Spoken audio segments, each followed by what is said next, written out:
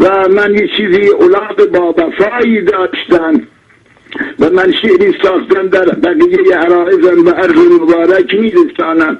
خلاصه این جوان گفت در مقدس ترین جا ایشان را به بالای معزنه بود. اون جوان از روی بغض مولای ما را باش لواط کرد. گفت خدایا ببین در بهترین جای اسلام خلیفه اسلام را چنین کردن، نه همون جا مبدل به الاغی شد. آقا مردم مدینه نصف شب دیدن الاغی ارعر می کند، بیدار شدن دیدن به روی خلیفه فشار می آورد،